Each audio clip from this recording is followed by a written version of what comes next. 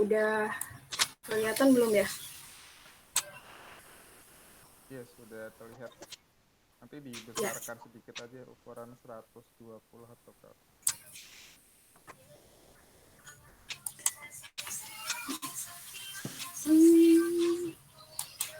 Ya.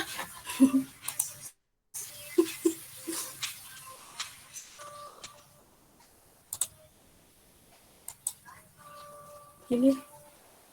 Ya, sudah, Uh, silakan. ya. Mohon maaf sebelumnya saya off kamera karena jaringannya susah. Iya, tidak apa-apa. Ya. Bismillahirrahmanirrahim. Assalamualaikum warahmatullahi wabarakatuh. Waalaikumsalam warahmatullahi wabarakatuh. Di sini saya akan mempresentasikan critical analysis berdasarkan artikel yang telah saya baca. Yang pertama, di sini ada identitas artikel dengan judul pengembangan media pembelajaran berupa komik fisika berbantuan sosial media Instagram sebagai alternatif pembelajaran. Jadi di sini saya mengambil pendidikan. Ditulis oleh Irwandani dan Siti Juwariah dari IAIN Raden Intan Lampung. Jurnal ini diterbitkan dari Jurnal Ilmiah Pendidikan Fisika Al-Biruni Universitas Islam Negeri Raden Intan Lampung terindeks Sinta 2 pada tahun 2016. Latar belakang. Jadi yang melatar belakangi penulis melakukan penelitian ini adalah karena merasa bahwa peningkatan mutu pendidikan itu harus ditingkatkan sesuai dengan tujuan belajar, tentunya dengan sarana dan prasarana yang mendukung agar menghasilkan proses pembelajaran yang efektif dan efisien. Salah satunya adalah memanfaatkan situs internet, karena kita tahu bahwa internet atau teknologi saat ini telah berkembang pesat, apalagi ditambah COVID-19 yang sekarang kita rasakan pandemi itu sangat bermanfaat sekali untuk proses pembelajaran. Ya, dengan memanfaatkan situs internet, penulis merasa bahwa pembelajaran ini dapat dilakukan dengan baik gitu. Di sini ada keterangannya baik di dalam kelas maupun di luar kelas. Berdasarkan hasil studi di salah satu sekolah Bandar Lampung, sebelumnya ada kayak analisis kebutuhan awal gitulah ya. Di sini didapatkan pendidik masih belum memanfaatkan pesatnya perkembangan internet sebagai media pembelajaran di kelas, khususnya dalam pembelajaran fisika. Karena umumnya pendidik hanya memanfaatkan media bersifat offline kayak PowerPoint, Word, atau bahkan buku LKS biasa yang diberikan ke peserta didik. Nah, padahal sarana koneksi internet sebagian besar telah dimiliki oleh pendidik ataupun peserta didik itu sendiri. Jadi kan kalau misalnya di sekolah itu sudah difasilitasi biasanya ada wifi-nya gitu ya, tapi tidak dimanfaatkan dengan baik. Oleh karena itu, peserta didik memerlukan media pembelajaran yang bersifat baru agar pembelajaran tidak monoton, khususnya pembelajaran fisika. Bahkan didapati hasil riset di sekolah tersebut hampir 98% peserta didik memiliki akun media sosial seperti Instagram, Facebook, dan Twitter.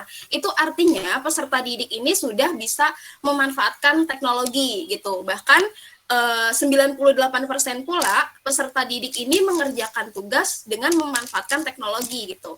Dan tujuan dari penelitian ini adalah menghasilkan produk media pembelajaran yang memenuhi kriteria yang dibutuhkan sesuai dengan hasil validasi.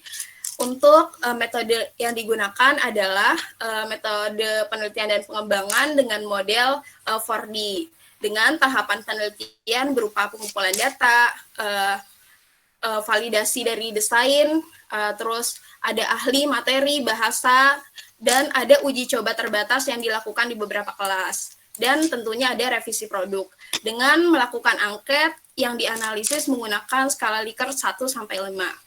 Untuk instrumen penelitian yang digunakan adalah dengan melakukan validasi ahli, yang dianalisis menggunakan skala Likert 1-4. Berdasarkan hasil penelitian tersebut diperoleh hasil bahwa pengembangan media pembelajaran berupa komik, fisika berbantuan sosial media Instagram sebagai alternatif pembelajaran memperoleh hasil yang layak dan sangat dibutuhkan oleh peserta didik. Setelah melakukan validasi dan uji coba produk, diperoleh hasil validasi bahasa sekitar 84%, sekitar 82,67%, untuk desain materinya ada 86,67%, media ahli media ada 87,14%, sementara penilaian pengguna diperoleh 90,83%. Ini artinya menunjukkan angka yang tinggi ya. Untuk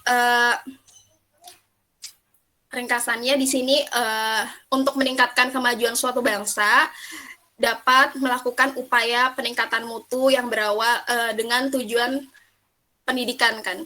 Terus ada banyak alternatif, salah satunya adalah penggunaan internet ini.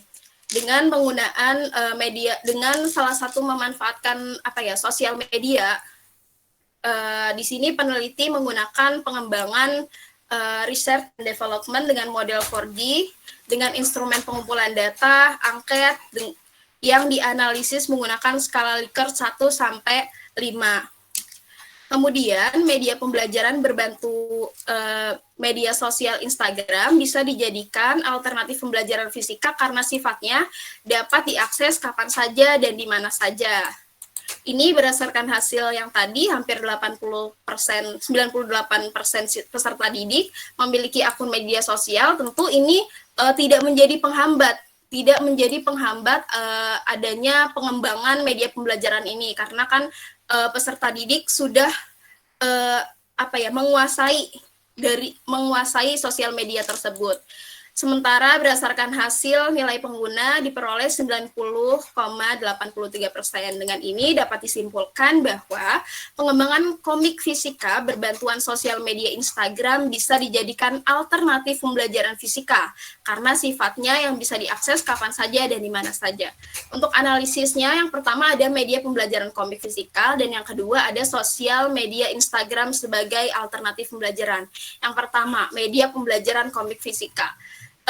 Di awal penulis mengawali permasalahan terkait perkembangan teknologi, di mana pendidik juga kurang memanfaatkan sarana dan prasarana yang ada di sekolah gitu kan, sehingga dilakukan analisis awal untuk mengetahui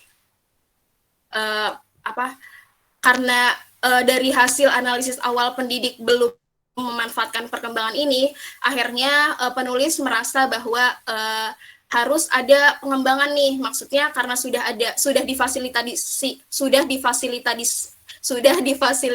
di sekolah untuk koneksi internet tapi tidak digunakan dengan baik. Nah, hal ini berbeda dengan kondisi peserta didik di lapangan yang hampir seluruh siswa selalu menggunakan internet untuk mengerjakan tugas sekolah. Umumnya peserta didik dan pendidik memiliki sarana dan pendukung internet ya. Karena pendidik hanya menggunakan media yang bersifat offline, jadi mungkin yang gampang atau yang menggunakan media-media yang sebelumnya, kakak tingkat sebelumnya atau tahun ajaran sebelumnya gitu. Jadi tidak ada pengembangan atau keterbaruan dari media pembelajaran itu sendiri. Nah, dengan ini komik fisika dapat dikembangkan dengan memanfaatkan teknologi internet seperti sosial media Instagram. Atau Instagram ini sudah kita kenal sebagai platform yang media utamanya itu gambar atau video, tapi memang biasanya itu gambar. Aplikasi ini sudah menjadi konsumsi banyak masyarakat umum saat ini, karena kan apalagi aplikasinya gratis, tidak berbayar, mudah digunakan dan diminati oleh banyak orang. Nah, berdasarkan hasil validasi pula, angket peserta didik diperoleh hasil yang layak. Tentunya ini menunjukkan pengembangan komik fisika berbantuan sosial media Instagram memenuhi kriteria yang dibutuhkan peserta didik. Di sini ada critical review-nya. Di sini kan sudah apa ya melakukan pengembangan yang dan sudah memenuhi kebutuhan peserta didik. Kemudian di sini saya juga mereview beberapa artikel, salah satunya adalah Widyawati dan Projo Santoso tahun 2015 menyatakan bahwa sebuah media pembelajaran yang berupa komik jika sesuai dengan kebutuhan yang ada di sekolah, itu bisa meningkatkan motivasi belajar siswa dan karakter peserta didik itu sendiri. Kemudian ada penelitian Hadi dan Dwi Jananti tahun 2015, pembelajaran akan lebih menyenangkan memang apabila pembelajaran itu sendiri khususnya fisika dikemas dalam bentuk komik bergambar, gambar yang dapat gambar yang memiliki apa ya tanpa batasan ruang dan waktu, karena nggak semua benda itu kan bisa kita bawa ke kelas gitu ya. Jadi dengan adanya komik kita bisa melihat bahwa oh gambarannya seperti ini, apalagi fisika. Saat ini komik lebih dikenal dengan bentuk aplikasi mobile. Kita mungkin di semester sebelumnya kita juga pernah bikin komik ya. Itu kita bikin aplikasi khusus di smartphone gitu. Nah, walaupun komik sama dengan penelitian ini, walaupun komik tidak dikembangkan dengan aplikasi mobile untuk smartphone, tetapi komik ini masih bisa dikemas dengan berbantuan sosial media Instagram. Apalagi penggunaan Instagram saat ini memang apa ya marak digunakan untuk informasi edukasi gitu ya.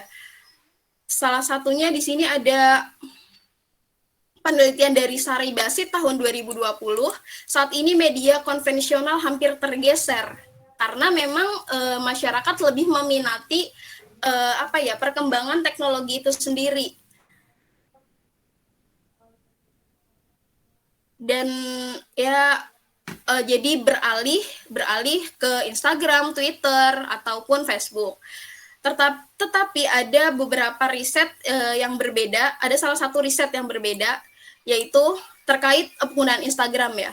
Menyatakan bahwa dalam penggunaan Instagram dengan intensitas yang tinggi, maka akan muncul gejala kejiwaan seperti depresi, obsesif kompulsif, paranoid, kecemasan.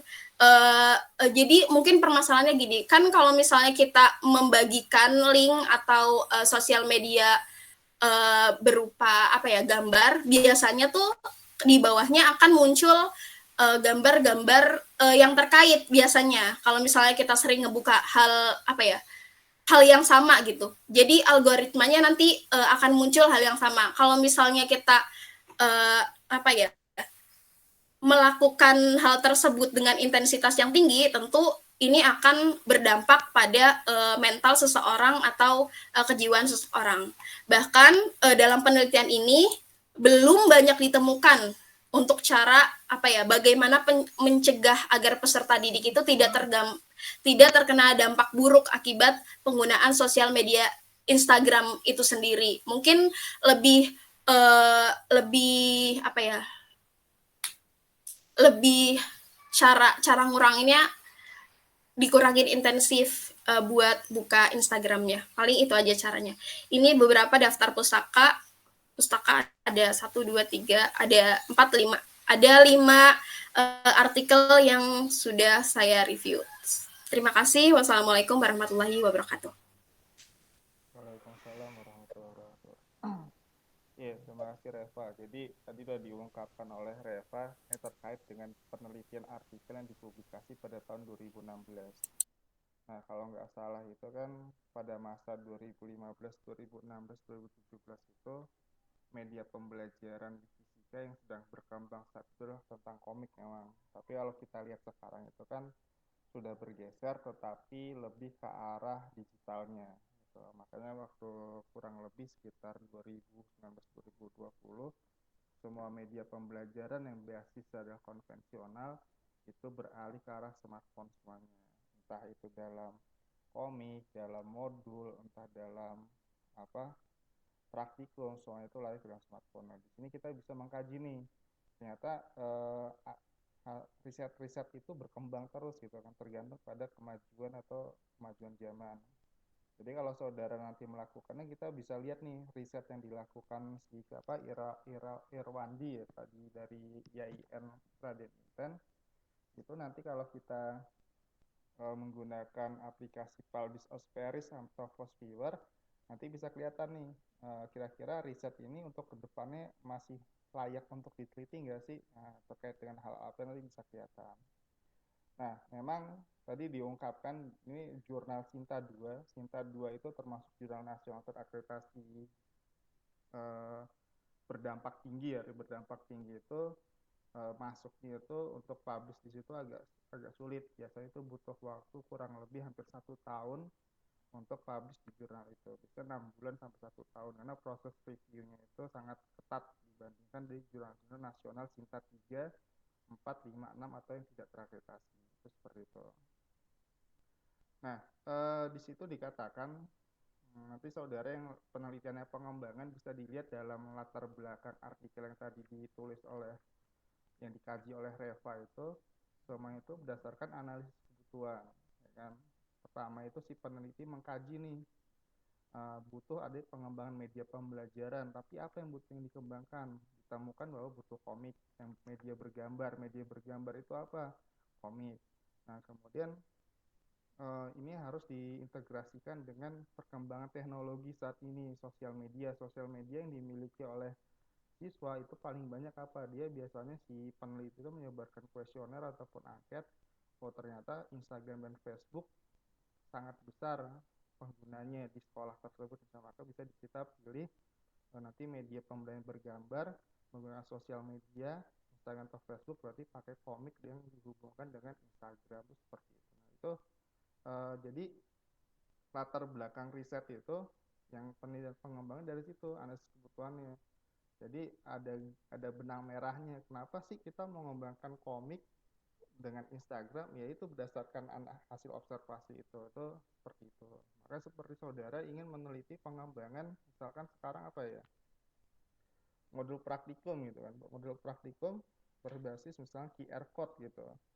Nah itu harus kuat dasarnya apa? Kenapa eh, harus dihubungkan dengan QR code? Alasannya apa gitu kan? Nah itu harus ada di analisis kebutuhan seperti yang tadi dituliskan di artikel seperti itu. Karena kebanyakan eh, yang dituliskan dalam sebuah latar belakang skripsi tentang penelitian pengembangan itu agak kurang kuat di bagian analisis kebutuhannya. Itu seperti itu.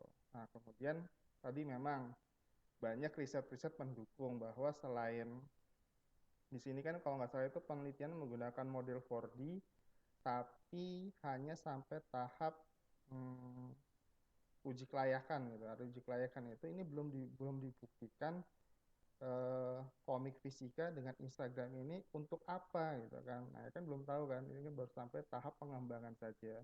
Nah, kemudian tadi ada penelitian tahun 2015 atau 2000 berapa, bahwa media komik itu dapat meningkatkan motivasi belajar. Nah, itu kan dari sisi afektifnya, sisi kognitifnya sudah terukur belum? Ternyata belum ada kan. Nah, nanti teman-teman bisa nih mengkaji lebih lanjut komik fisika ini kalau diukur ke dalam sisi kognitif fisika, apa yang bisa diukur? Apakah kemampuan problem solvingnya, ataukah kemampuan berpikir kritisnya, atau pemahaman konsepnya, atau kemampuan berpikir kreatifnya. Itu bisa diukur juga di situ. Nah, otomatis kalau nanti komik ini mengukur ke pemahaman konsep, maka harus dibutuhkan satu instrumen lagi, yaitu instrumen tes. Instrumen tes itu instrumen digunakan untuk mengukur tingkat kognitif siswa. Karena kan tadi yang digunakan dalam penelitian ini kan instrumen validasi pakar sama instrumen uji respon siswa terhadap komik gitu. Itu seperti itu penelitiannya. Jadi dikatakan penelitian ini sampai batas tahap uji terbatas pada kelompok kecil, kemudian di hasil dari uji itu ada masukan, kemudian direvisi. Stop baru sampai situ, belum sampai di tahap ke implementasinya. Jadi kalau dalam bahasanya itu kalau kita menggunakan model 4D ada define, design, development, dissemination. Dissemination itu hanya pada kelompok kecil. Tapi kalau kita menggunakan model ADI itu ada analyze, ada design, development, implementation, sama evaluation. Nah, misalnya sampai tahap evaluasi itu sampai mengukur produk ini digunakan untuk mengukur apa sih? Nah, itu baru dari tahap evaluasi seperti itu. Apakah produk ini bagus? Apakah produk ini berhasil untuk mengukur yang hendak diukur atau tidak? Itu seperti itu. Nah, itu terkait dengan penelitian ini. Jadi kenapa sih kita mahasiswa itu harus sering baca artikel gitu kan? Nah, karena dari artikel-artikel itu kita tahu, oh ternyata artikel ini baru sampai tahap ini belum ada kelanjutannya nih. Nah, berarti keterbaruannya di mana itu bisa kelihatan di situ. Nah, kemudian tadi benar yang dikatakan oleh Reva, semakin perkembangan zaman itu banyak gitu kan. Sekarang semuanya menggunakan smartphone, semua menggunakan sosial media, semuanya menggunakan ini, tapi belum ada namanya kendalinya gitu kan. Sampai sejauh mana siswa itu menggunakan smartphone ataupun teknologi yang dia miliki untuk benar-benar membuka akses itu. Nggak ada sistem kontrol ya kan, gitu. Kadang kita kasih link ini ya dibuka, tapi kan hanya sekilas saya buka yang lainnya itu belum ada kendalinya. Memang faktor-faktor dari sosial media itu sangat banyak gitu kan, faktor buruknya sangat banyak gitu kan. Tapi kan kita melihat dari sisi positifnya saja, tapi kita belum melihat dari sisi dampak negatifnya. Itu perlu ada kajian penelitian lebih lanjut lagi. Itu seperti itu. Mungkin dari teman-teman ada yang mau atau diskusi dulu terkait ini dari Reva ataupun yang lainnya, monggo silahkan.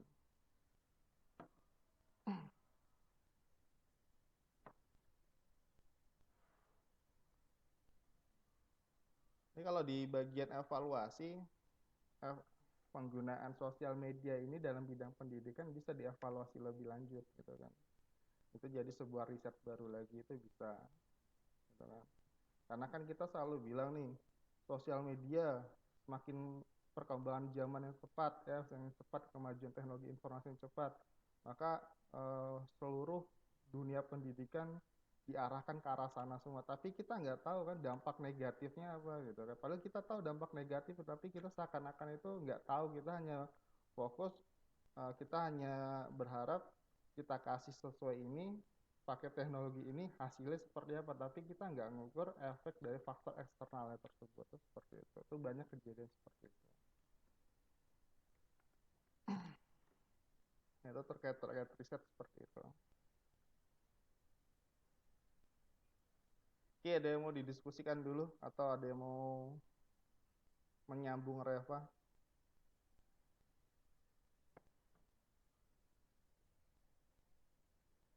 Nah, sedikit saran gitu kan. Jadi gini, kalau kita kenapa nanti kalau kalian teman-teman studi lanjut, entah itu melanjutkan di pendidikan fisika ataupun bidang lainnya, itu kita nggak lepas dari namanya membaca artikel. Gitu. Kenapa artikel harus itu dikaji gitu kan? Biasanya itu maksimal banget itu ada beberapa kampus untuk mengkaji artikel itu maksimal 5 tahun terakhir gitu kan.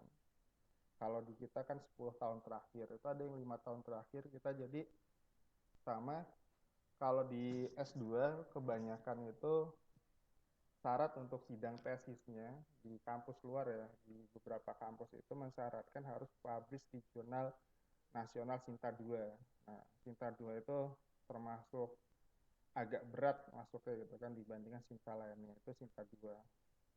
Nah, kemudian eh, kita mengkaji itu gini, biasanya kita ketika dapat masalah, biasanya kita dapat masalah nih tema. Jadi kalau saudara membuat sebuah tugas akhir yang dicari itu bukan judulnya, gitu. Sampai kamu mau sidang sidang pun itu judul bisa berubah gitu kan. Tapi yang dicari tema penelitiannya apa. Jadi judul itu kalau kamu udah bilang judulnya ini belum tentu nanti pas di akhir judulnya akan sama, itu kan berubah pasti bisa tergantung dari temanya. Karena pas gitu jalannya riset, oh ternyata ini juga layak untuk diteliti, ini juga layak untuk diteliti. Akhirnya ada teorinya, nah, jadi tetap dalam tema yang sama, tapi nanti judulnya bisa diarahkan ke yang lain, itu bisa seperti itu.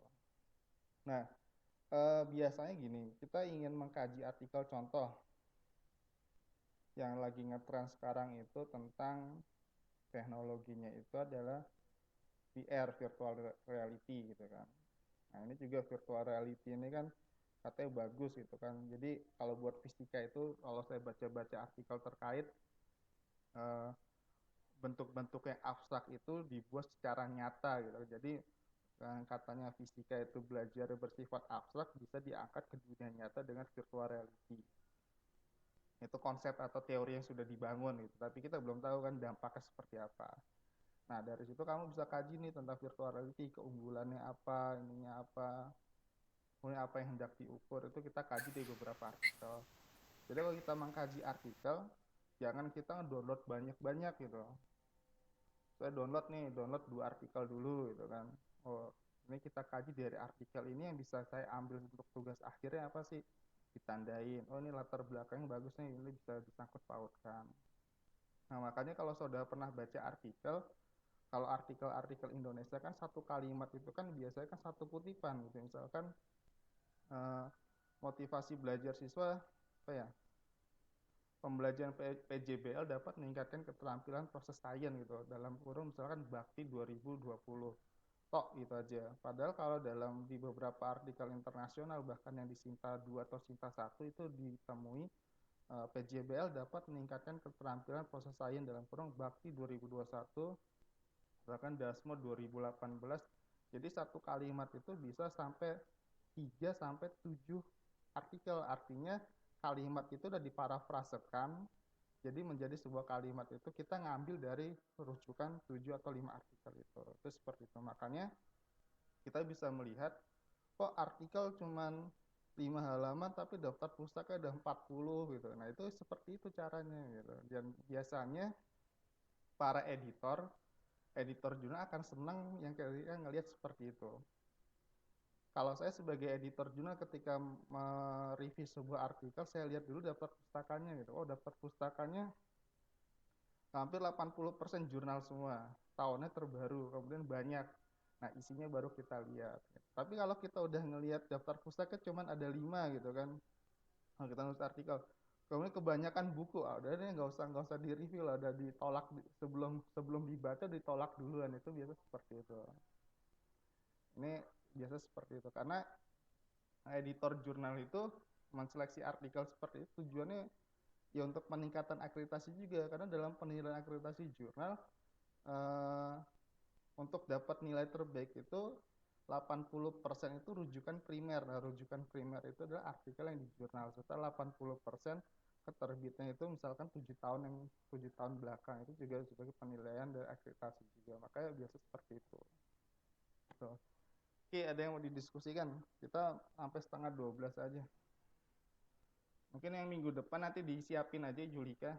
Di data teman-temannya udah mau siap maju siapa aja.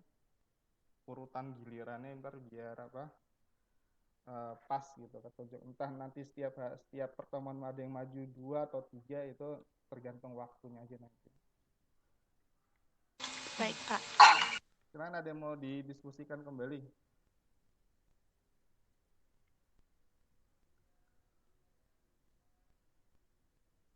Skripsi jangan lupa dikerjain udah masuk bulan April ini.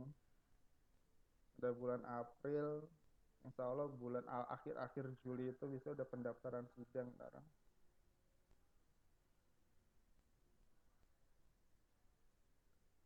Nah, kemudian di bagian nulis skripsi juga ini sebagai masukan juga ntar buat pas lagi nulis di bab 4 gitu kan. Jadi kadang-kadang kita itu timpang gitu kan antara hasil dan pembahasan. Hasilnya itu sampai 15 lembar gitu kan. Pembahasan cuman 1,5 halaman, bahkan cuma setengah halaman doang pembahasan. Itu kadang-kadang padahal kan yang namanya dalam sebuah riset itu kan yang penting adalah pembahasannya. Nah, tadi benar pembahasan itu adalah mengkaitkan dengan artikel-artikel atau riset-riset orang gitu loh. Misalkan kayak tadi tuh katanya komik itu bagus. Nah, ini senada dengan penelitiannya siapa? Ternyata komik itu juga bisa meningkatkan motivasi belajar, tidak hanya meningkatkan dalam kognitifnya saja gitu kan. Tetapi ada juga dampak negatif komik itu bla bla bla. Ini berdasarkan riset siapa. Jadi kita seimbang antara mendukung sama menolak, tapi lebih utamakan kita mendukung hasil penelitian kita gitu. Memang ada dampak negatifnya ada berdasarkan riset ini gitu. Terus seperti itu. Jadi cara membahas di sebuah penelitian seperti itu gitu. Kalau nanti penelitiannya pengembangan itu pembahasan hasil validasi pakar nggak usah ditulisin dalam bentuk paragraf gitu. Saya pernah nemuin itu isinya 20 halaman itu, ini cerita ya, ini pakar dosen 1, penilaian dalam 1 nilai berapa, nomor 2, itu ditulisin padahal udah ada tabelnya gitu. Nanti pakar kedua ditulis, itu saya bilang lah ini nggak usah itu di tabel udah ada gitu loh. Artinya dibuat simpel aja lah, nggak usah dijabarkan dalam sebuah kalimat. Itu kan copy paste aja gitu kan kalimatnya. Gitu. Nggak terlalu penting sebenarnya. Oh ya, kalau kita menampilkan tabel ataupun gambar itu harus diceritain gitu. Jangan sampai kita nampilin tabel atau gambar tapi yang bikin si pembaca itu ngartiin sendiri gitu loh. Ini maksudnya apa gitu. Nah, tapi ada penjelasan simpel tapi pak jelas gitu. Jangan sampai kamu ngasih gambar sekolah gitu, tapi di bawahnya atau di atasnya kamu nggak jelasin ini situasi apa gitu. Misalnya situasi sekolah itu di SD ini gitu kan. Jangan sampai kita ini maksudnya nampilin gambar apa, apakah suruh lihat penampakan atau enggak, ini kan nggak tahu. Itu seperti itu. Itu ya terkait dengan tata cara penulisan. Oke, itu ada pertanyaan. Pak, saya mau nanya. Ya, silakan Dwi. Tapi ini nggak terkait tugas sih. Kita cuma saya mau nanya tentang skripsi nih, Pak. Ya. Nanti kan kita Juli itu seminar hasil ya, Pak. Ya. Abis seminar hasil itu kita masih ada sidang skripsi lagi nggak, Pak? Ya. Seminar hasil itu sebenarnya tujuannya bukan bukan untuk memutuskan bahasanya. Cuma memantau sebenarnya. Kadang kan kita lewat nih selama skripsi online ini yang benar-benar ngerjain itu paling sekitar 20-30%-an lah gitu. Artinya benar-benar sesuai SOP gitu kan. Tetapi kan kadang-kadang begitu diketahui nih pendaftaran udah ini, buru-buru tuh tiba-tiba bab 1 sampai bab 5 dikumpulin ke pembimbingnya gitu kan. Nah, itu kan kadang-kadang nggak ini, maksudnya kita menjaga agar sesuai SOP aja lah. Artinya habis ngajian bab 4 ke pembimbingnya, nanti ada koreksinya, jadi seperti itu. Jadi kelihatan penulisannya sudah benar atau belum gitu. Karena biasanya lo ngerjainnya buru-buru, saya yakin hasilnya pasti nggak benar gitu kan. Pertama itu nggak benar itu dari sisi tulisan gitu. Saya pernah menemukan sebuah skripsi ya, itu udah diujikan juga. Lalu saya ngujinya kan, kalau di selama ini kan pengujiannya itu kan tidak disidangkan ya, hanya dinilai saja gitu kan. Ini pas saya baca judulnya, modelnya misalkan problem based learning, tapi dalamnya itu tentang discovery learning. Ini saya bilang apakah ini kelas pembandingnya atau bukan. Saya baca lagi di metode penelitiannya. Metode penelitiannya dia bilang meta analisis gitu, tapi kan ini eksperimen gitu kan. Ini makanya kacau tuh. Kalau aturannya yang benar harusnya nggak lulus gitu, karena antara bab 1, bab 3 sama hasil itu nggak nyambung sama sekali. Nah, itu dia seperti itu. Nah, kemudian biasanya di penulisan kutipan, dia nulis motifnya siapa, yang ditulis daftar pustaka siapa, dia nulis daftar pustaka, tapi yang ditulis itu nggak ada dalam kutipan. Pokoknya seperti itulah, makanya harus dicek dulu seperti itu. Itu sebenarnya. Sama untuk lihat udah sampai sejauh mana sih pengerjaan. Jadi ketika di seminar hasil itu sebenarnya bukan ngelihat pengen lihat udah sampai sejauh mana ngerjainnya gitu loh. Apakah nanti kalau sampai bulan akhir Juli ini bisa selesai atau enggak. Jadi kita udah kelihatan nih, sudah kita pantau kira-kira yang bisa selesai sampai Juli ada berapa persen, yang sampai bulan Agustus ada berapa persen. Itu seperti itu. Jadi kita udah bisa ngeliat dari jauh-jauh hari gitu.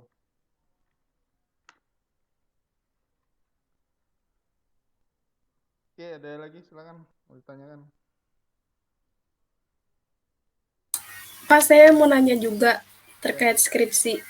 Jadi kan bab 2 itu teori ya Pak. Terus misalnya saya udah masukin materi juga di bab 2. Tapi di daftar pustakanya itu jadi kan kalau materi kan saya nggak bisa masukin kutipan gitu ya Pak, tapi jadi di daftar pustakanya ada buku yang yang saya jadiin referensi. Iya. Kemarin kata Bapak, maksudnya kemarin kan Bapak bilang kalau misalnya di apa ya, di bab 2-nya atau di atasnya itu ada nama misalnya Reva, kalau di bawahnya nggak ada, itu kan bermasalah. Atau di daftar pustakanya ada nama Reva, tapi di atasnya nggak ada nama Reva, itu kan juga bermasalah. Jadi kalau misalnya buku gitu gimana, Pak?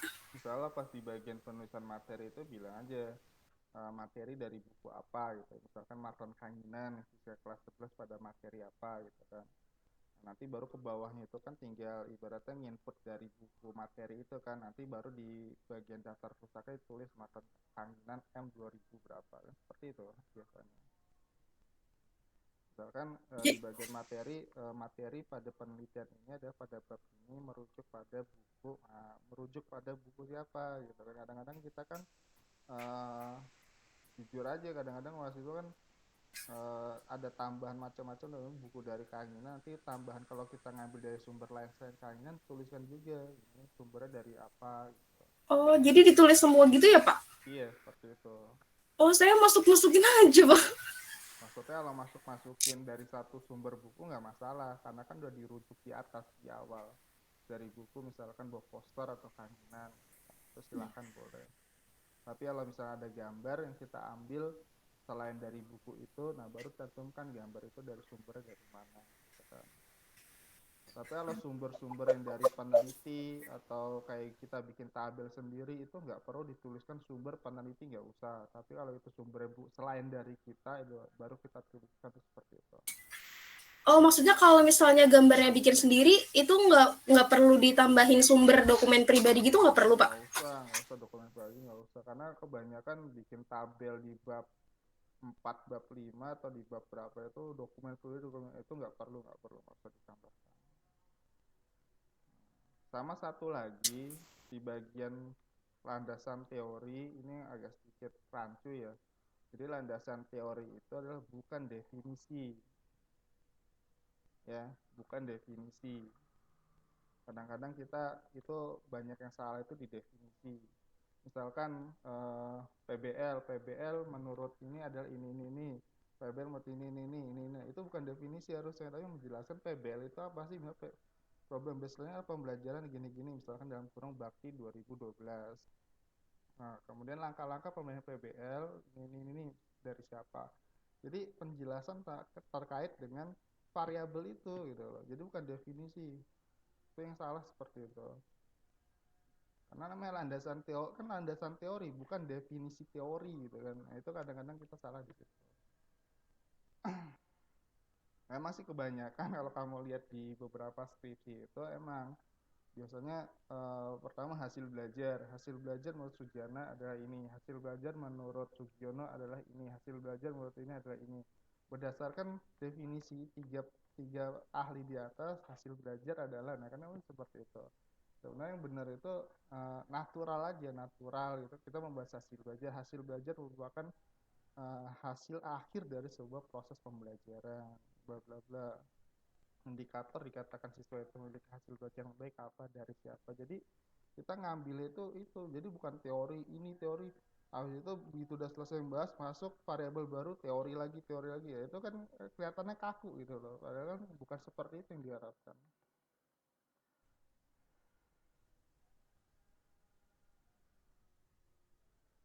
Jaringan putus.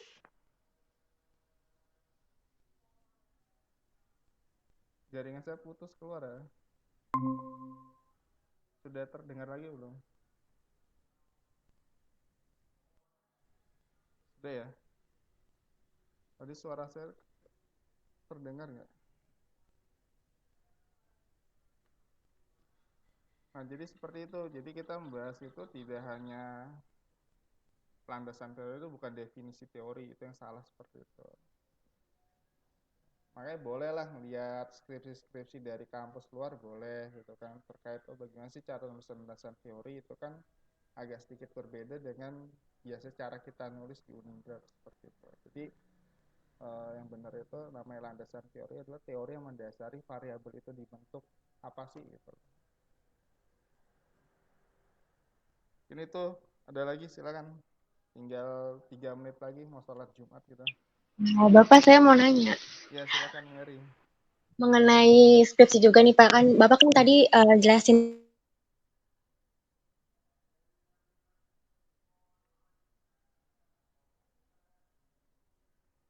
Jelasin apa, maaf keputus apa gimana ya?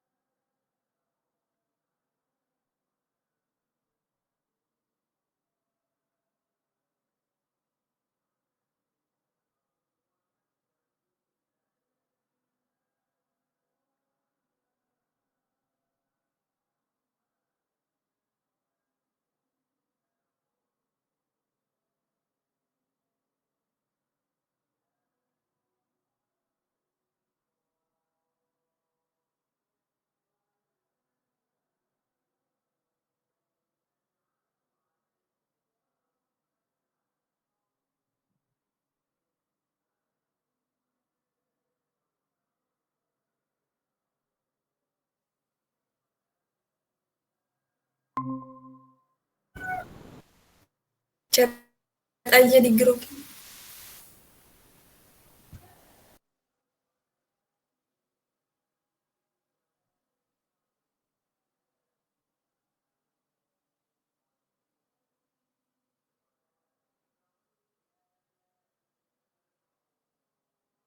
Iya, sudah sudah masuk belum suara saya?